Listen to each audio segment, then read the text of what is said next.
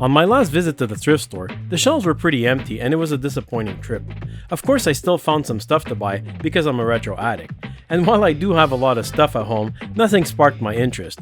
My wife then surprised me and brought home something she picked up for only $20. A made in Japan reel-to-reel tape recorder, the Sharp RD-715C.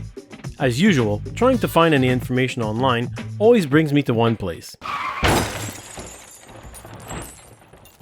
By some miracle, I was able to find the only service manual that seems to exist, and even it says nothing about the unit, except to note the difference between the RD715 and 715C, which is that the C was made for Canada, and that it removed the option for selecting the voltage. There are no specs, no dates, simply schematics, and part numbers. Sharp started out as Hayakawa Electric, which created Japan's first television set, the TV3 14T. The company was renamed Sharp Corporation in 1970. So, from the service manual as well as the label on the unit, I can assume the unit was manufactured in 1970 or later. Looking at the serial number, my best guess is that it was manufactured in 1970 and that it was the 603rd unit. As much as we made advances in technology, it seems that people have reverted back to old formats. While there is a nostalgic factor, many swear that some of the old formats just sound better. From old tape decks, turntables, and vintage amplifiers, we often forget about the reel-to-reel tape recorders. I'm curious to see what this one sounds like, but before I do, it's going to need some love. Stick around and watch me take it apart, restore it, and give it a new life. Hello everyone and welcome. I'm the Retro Repair Guy. First of all, thank you and welcome to all the new subscribers. I really do appreciate it. Second of all, I apologize for this almost 1 week of delay now of releasing the video. I had a small neck injury, really painful, and I had trouble soldering. You're always putting your neck down and being on the computer and stuff. So I apologize for a small delay, but I think I'm better now. At least neck hasn't fallen off yet. I wanted to say I'm funny because my wife bought this this Sharp RD-715C. So as you saw in the intro, that's what I'm doing, a reel-to-reel tape recorder. I think she had a clue to what she bought, She passed by when I was filming and she's like, oh, what's that? Like, you bought it for me. So anyway, she says, oh, it's nice. I'm sorry, she kills me. And so she had no clue, she said, what she bought, but it was nice. 1970 vintage piece of equipment. She paid $20 online for it. So very happy because my thrift store and stuff, it's getting like low in stock. I think a lot of people are going there, or it's summer. And I don't know, I'm just not inspired by all the stuff I had here. I just didn't feel like it that week. And so that's it. So anyways, without further ado, let's go take a look and jump right in. Hello, I'm the Retro Repair Guy's wife. I would like to straighten something out. I knew what I was buying. I'm not stupid. I'm a bit crazy, but most of all, I'm Polish.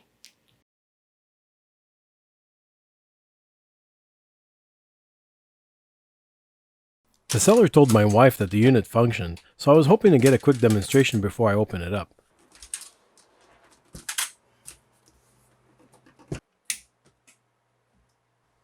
Turning the speakers on produced a large buzzing noise.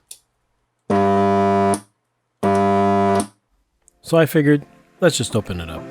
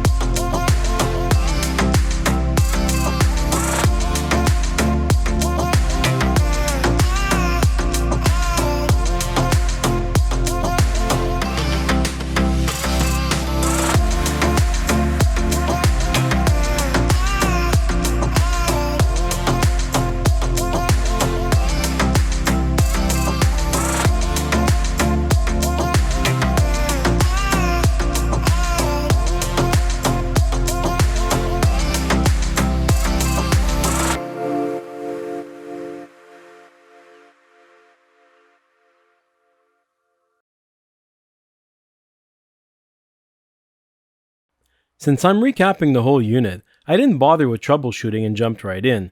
Because of the motor, I wasn't able to get my vacuum pump in correctly. Furthermore, I had the added bonus that the trace lifted right off the board. So, I decided to go with the wick and try to be extra gentle. However, even with the wick, this looks like just a poorly manufactured board with traces lifting everywhere, without even having been touched. I'm replacing all the capacitors with Nichicon audio capacitors. The new capacitors are much smaller in size and rated for higher temperatures. Remember that the capacitors on this unit are a half-century old, but just for fun, I tested a few. This 470 microfarad didn't have much ESR, but was testing at 618 microfarad, and this 100 microfarad was testing at 167 microfarads with a 3.1% voltage loss. And finally, a 4.7 microfarad was testing at 10 microfarads with both high ESR and voltage loss. It's clear these capacitors were way past their expected service life. Putting the new ones in, I saw that on this particular board they noted the positive side with a thick circle. Oftentimes I see the opposite. Thankfully I only lifted 3 traces, but regardless, I bent the legs wherever I could to ensure a good connection to the next component. I then redid most of the soldering on the board and reinforced the connections wherever I could. I then cleaned the entire board by brushing it gently with some 99% alcohol. Here's the completed board with all the capacitors replaced, the soldering redone, and cleaned up.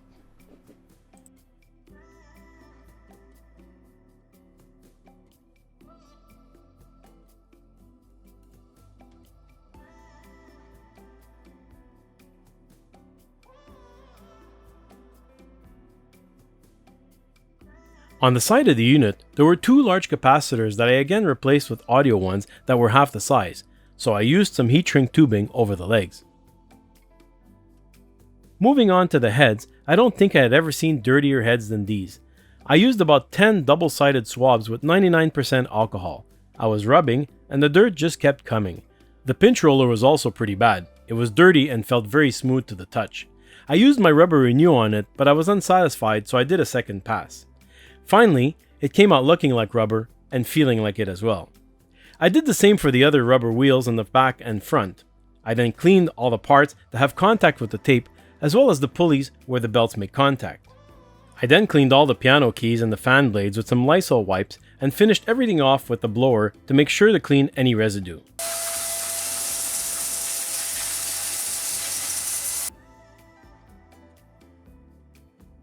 I removed the old counter belt, cleaned the pulleys, and installed a new rubber belt. One of the lights was burnt and the others weirdly had paint on them. They were a bit hard to find and weren't identical in size, so I had to cut a slit in the cardboard for the power light so it could fit over the new one. But they worked out great and seemed to be a perfect replacement. Last but not least, I sprayed some contact cleaner in all the potentiometers.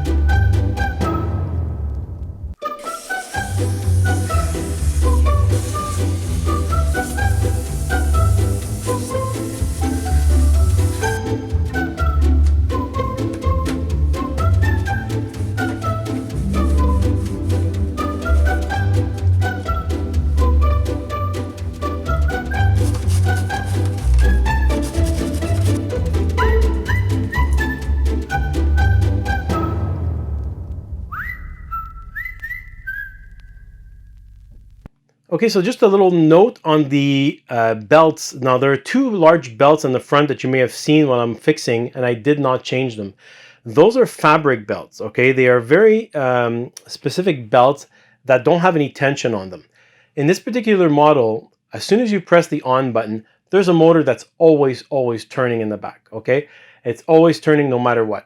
So as soon as you press play, it puts tension on the belts and begins to play, because it connects to that motor that's always turning. You cannot change them for regular rubber belts. If you change them for regular rubber belts, you're already putting tension, or it won't allow the wheel to spin freely within it. It's going to cause a tension right away. So you cannot change it. And because they're fabric belts, they haven't really been used or warped or anything like that. They're just sitting there. Okay, there's no tension on them except when you're playing.